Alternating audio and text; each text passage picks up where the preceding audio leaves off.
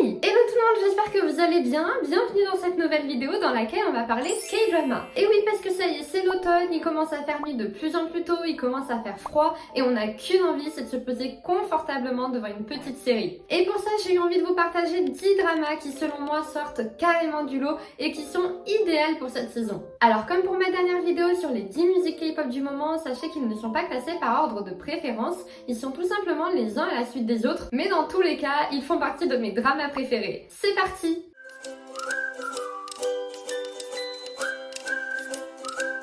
Numéro 1, Hôtel del Luna. Dans ce drama, on suit l'intrigante histoire de Jang Man-wol, une femme au caractère bien trempé et qui est aussi la directrice de l'Hôtel del Luna. Cet hôtel, non visible aux humains, accueille uniquement des fantômes. Il y a 20 ans, elle a conclu un marché avec le père de Ko Chang-soon, un jeune homme brillant, diplômé d'Harvard et qui est très doué pour l'hôtellerie. Et aujourd'hui, elle vient le chercher pour honorer la dette de son père. Par la force des choses, il va donc devenir manager de l'Hôtel del Luna aux côtés de ce personnage autoritaire de Jang Man-wol, avec qui il va aider les âmes perdues à retrouver leur chemin et peut-être élucider le mystère qui plane autour de sa directrice. Ce drama, c'est une vraie pépite. Tout d'abord, il faut savoir que le personnage de Jang Man-wol est interprété par IU, qui je trouve est une très bonne actrice et qui est ultra charismatique. Ensuite, au premier abord, on est dans une atmosphère un peu creepy, type Halloween, parfait pour la saison. Et je vous avoue que je suis une âme hypersensible et que je crains de fou toutes ces ambiances un petit peu dark, films d'horreur. Mais finalement, on s'aperçoit très vite qu'il est rempli d'humour, de poésie et on se laisse complètement emporter par cette histoire fascinante. On a des personnages hyper attachants avec d'un côté Jang Man-wol qui, derrière son apparence impitoyable, a un passé tragique et touchant. Et d'un autre, on a Ko Chang-soo qui a sincèrement bon cœur et qui va l'aider à soigner ses blessures. Donc vraiment, je valide à 100%. Drama numéro 2, Alchemy of Seoul.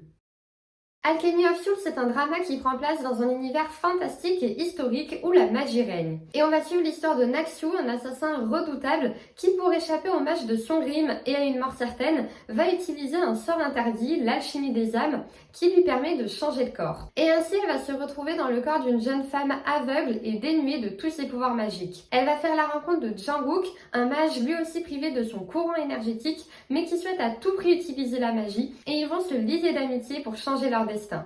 Là aussi, on est très clairement sur un drama qui sort du lot. Déjà, premièrement, parce que l'intrigue est super intéressante. On est sur une histoire de destinée qui s'entrecroise, de complot, de trahison, de secrets, de jeux de pouvoir. Et perso, c'est tout ce que j'adore. Ensuite, j'ai vraiment bien aimé les scènes de combat qui sont vraiment sympas et le fait que la romance entre Nak-soo et Jang-wook ne soit pas au premier plan. Bon, après, c'est une série en 2 saisons et la deuxième saison a beaucoup fait parler. J'ai l'impression qu'elle a été pas mal controversée. Honnêtement, moi, j'ai bien aimé les 2 saisons, mais effectivement, par rapport à la première saison, la saison 2 n'est plus du tout sur le même mood et j'ai réussi à accrocher, mais je comprends qu'on ait un petit peu du mal. Donc je sais pas, dites-moi en commentaire si vous l'avez vu, ce que vous en avez pensé. Et pour ceux qui ne l'ont pas vu, c'est bien évidemment dispo sur Netflix.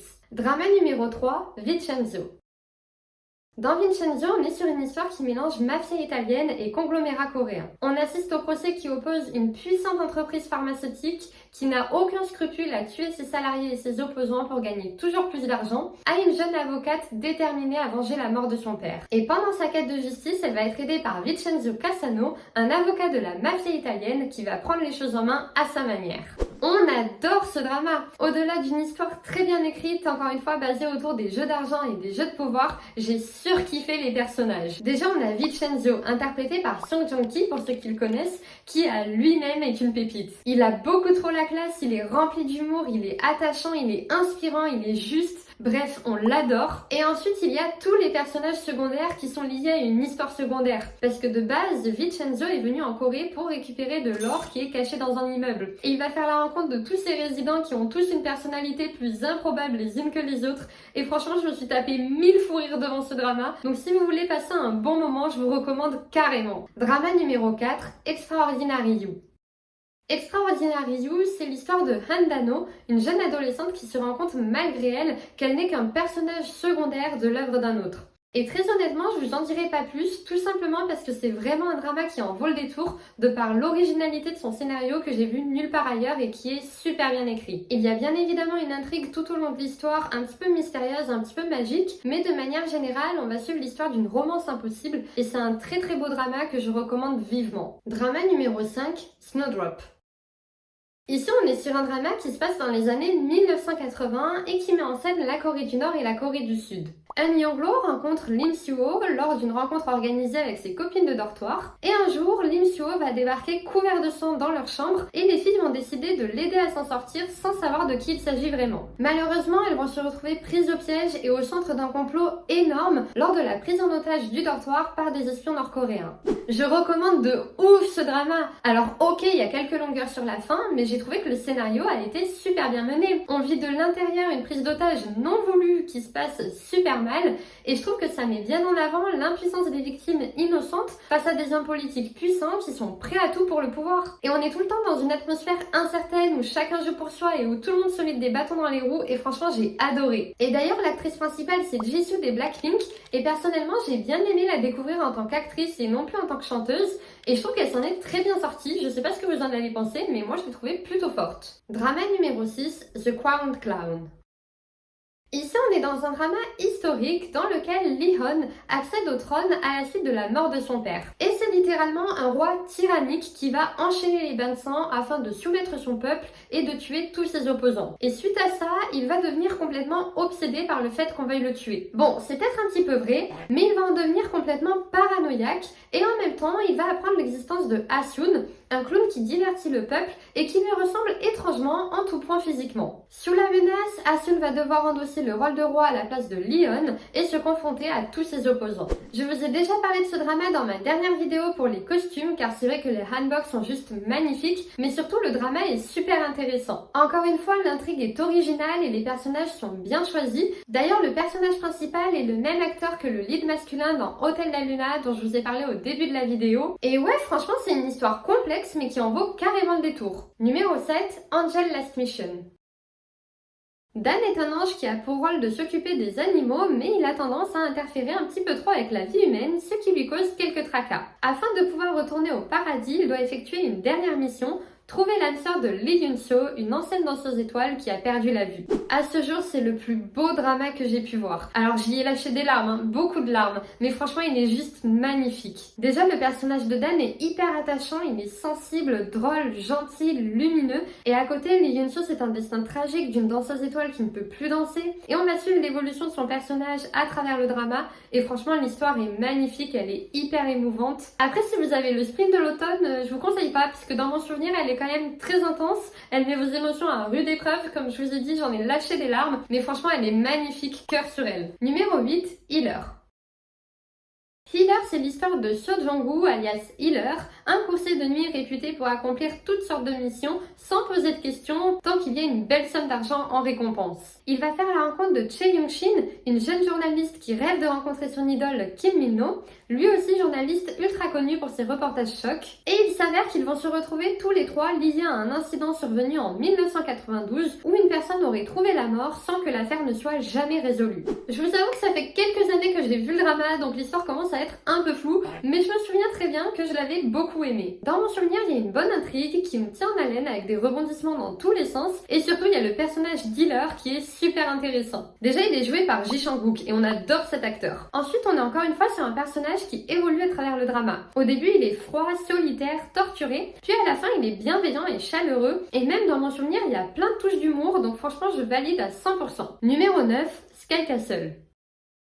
Dans ce drama, on suit l'histoire de 4 mères de famille qui vivent dans le quartier le plus riche de Séoul et qui mettent tout en œuvre pour que leurs enfants entrent dans les meilleures écoles de Corée. Dès le premier épisode, un événement tragique arrive à l'une d'entre elles et une nouvelle famille s'installe alors dans le quartier qui semble avoir des valeurs bien différentes de ses voisins.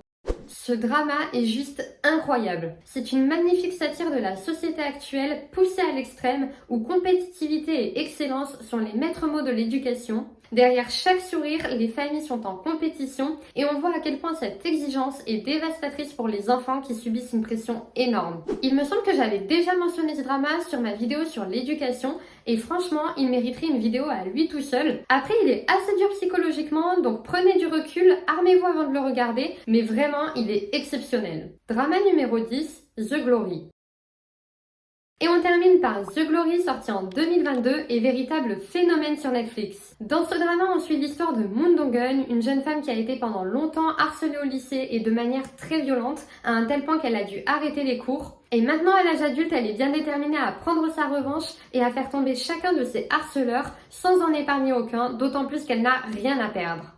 On finit sur une vraie pépite. Alors ce drama est lui aussi assez psychologique et violent, donc préparez-vous avant de le regarder, mais à mon sens c'est un véritable chef-d'œuvre qui dénonce les violences à l'école. Car je le répète, mais le harcèlement scolaire est encore malheureusement bien ancré en Corée du Sud. Faut d'ailleurs savoir que certaines scènes très violentes, notamment celle du fer à lycée, est inspirée d'une histoire vraie. Les émotions sont intenses et j'ai adoré la complexité du personnage principal qui est déterminé à prendre sa revanche, qui a un côté sombre et pour lequel on éprouve une énorme empathie. Et je trouve que les dramas qui ont des personnages principaux aussi dark, parce que vous verrez qu'elle va trouver des alliés pendant sa quête de vengeance, sont vraiment rares et ça donne un ton hyper intéressant au drama. Encore une fois, je pense que ce drama mérite lui aussi une vidéo à lui tout seul, mais je vais m'arrêter là pour aujourd'hui. On arrive à la fin de cette vidéo, j'espère qu'elle vous a plu. Pour moi, ces 10 dramas font vraiment partie de mes dramas favoris et honnêtement, je saurais même pas les classer tellement je trouve qu'ils se démarquent chacun à leur manière. N'hésitez pas à me dire en commentaire si vous avez vu ces dramas, ce que vous en avez pensé, si vous comptez les voir et surtout, partagez-moi vos dramas favoris, je serai ravie de les découvrir. Abonnez-vous à ma chaîne YouTube, mes réseaux sociaux, Insta, TikTok, likez, commentez, partagez cette vidéo, ça fait toujours super plaisir. Sur ce, je vous fais des bisous et je vous dis see you!